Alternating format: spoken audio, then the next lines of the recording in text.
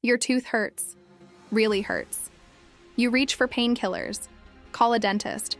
Book an appointment for tomorrow. Now imagine none of that exists. No dentist, no pharmacy, no x-ray, no painkillers. Just you. A throbbing tooth. And whatever your community figured out thousands of years ago, welcome to medicine before medicine. Let's start with the tooth. Archaeologists have found something disturbing in ancient skeletons. Teeth worn down to almost nothing. Cavities, abscesses, infections that spread into the jaw. Without dentists, a single bad tooth could become a death sentence. An infection could spread into the bloodstream. No antibiotics to stop it. So what did they do? Archaeologists in Slovenia found a 6,500-year-old tooth filled with beeswax, the oldest known dental filling in human history. Someone thousands of years ago figured out how to plug a cavity and stop the pain. In Pakistan, researchers found even older evidence.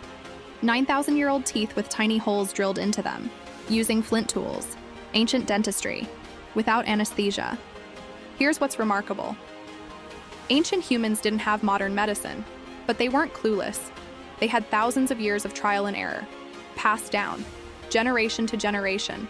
Willow bark, chewed or brewed into tea, contains a compound almost identical to aspirin. Ancient people didn't know the chemistry, but they knew it worked. Honey, used to treat wounds across nearly every ancient culture on every continent. Modern science later confirmed honey has real antibacterial properties. They were right before they knew why.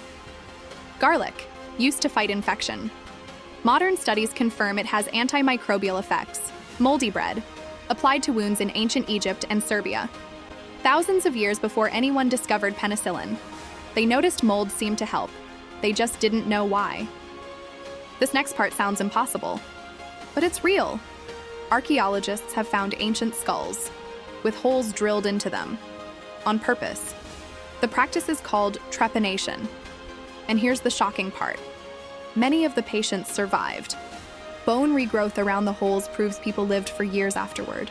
Some skulls show evidence of multiple surgeries on the same person, who survived every single time. Scientists still aren't sure exactly why ancient people drilled into skulls. Some believe it treated head injuries, swelling, even seizures. Whatever the reason, someone figured out how to perform brain surgery. With stone tools, no anesthesia, no germ theory. And somehow, their patients lived. Break a bone today, you get an x-ray, a cast, physical therapy. Ancient humans had none of that. But archaeological evidence shows something surprising. Many ancient broken bones healed correctly, set properly, aligned well. Ancient healers used splints made from wood and bark, wrapped tightly with leather or plant fiber. Some cultures used clay, molded around the injury, left to harden, an early form of the modern cast. Skeletons showing healed fractures prove something important. Ancient communities knew how to immobilize an injury, long enough for it to heal. This wasn't guesswork. This was knowledge, tested, refined, passed down for generations. So who knew all this? In most ancient societies, medical knowledge wasn't written down. It lived in memory, passed from healer to apprentice, often within families. Many ancient healers were women, herbalists, midwives, keepers of plant knowledge. They knew which plants eased pain, which stopped bleeding, which caused miscarriage, and which prevented it. This knowledge took a lifetime to gather. Losing an experienced healer could mean losing decades of accumulated wisdom. Some ancient cultures gave these healers significant social status. Not because of magic, because their knowledge kept people alive. Here's the twist. Modern medicine likes to think of itself as starting from nothing, as if humans wandered in ignorance until modern hospitals appeared. That's not true. Willow bark led to aspirin. Mold on bread led to penicillin. Ancient wound cleaning led to modern antiseptics.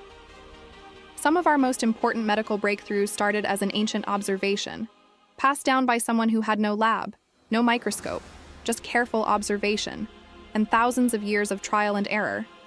They had no hospitals, no antibiotics, no x-rays, but they had something else. Patience, observation, and knowledge passed down by people determined to keep their community alive.